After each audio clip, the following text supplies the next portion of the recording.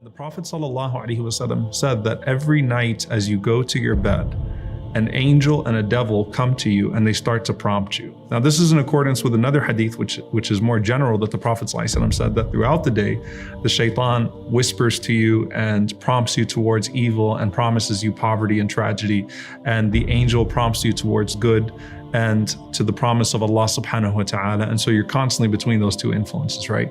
But when you're going to sleep at night, the Prophet ﷺ said in those moments, an angel comes to you and says, "Ikhtim bi khair, ikhtim bi khair, ikhtim bi khair." End your night well, end your night well, end your night well.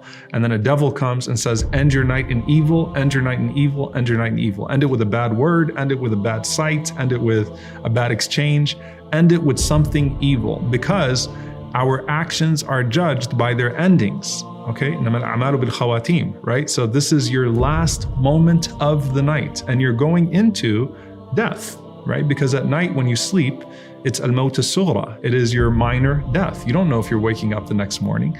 Your souls go back to Allah subhanahu wa ta'ala. So just as you live your life and it's those last moments that count so much, such is also the case when you're going to sleep. So the angel says, "Ikhtim bi khair." End your night with dhikr, end your night with the remembrance of Allah, end your night with some Quran, end your night with those good things, not those things that are bad. And there are so many different things that the Prophet ﷺ mentioned that we should do at night, and they do involve the angels. So one of them, the Prophet ﷺ said that when a person makes wudu, he said, purify your body so that Allah subhanahu wa ta'ala may purify you at night.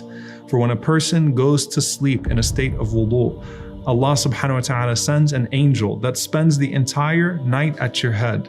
And that angel says, Allahumma ighfir li abdika kama bata tahira. Oh Allah, forgive your servant as he went to sleep in a state of wudu. Oh Allah, forgive your servant as he went to sleep in a state of purification.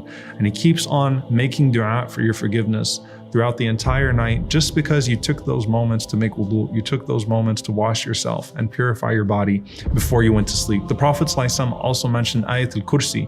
To recite Ayatul Kursi, the Prophet ﷺ said that it would stand guard for you, that Allah would send an angel that would stand guard for you and protect you from any shaitan that could come anywhere near you throughout the night. And so just by making wudu, just by reciting Ayatul Kursi, by reciting those things, you have an angel that stands guard for you. You have an angel that seeks forgiveness for you throughout the night. You end your night well. So if you die that night on dhikr, then you return to Allah subhanahu wa ta'ala in a state of remembrance, as opposed to in a state of whatever it is that you were doing before you went to sleep. And if you wake up in the morning, you wake up already oriented towards Allah subhanahu wa ta'ala, ready to cling back to those things that you went to sleep with, so that you can continue your direction and your pursuit of Him.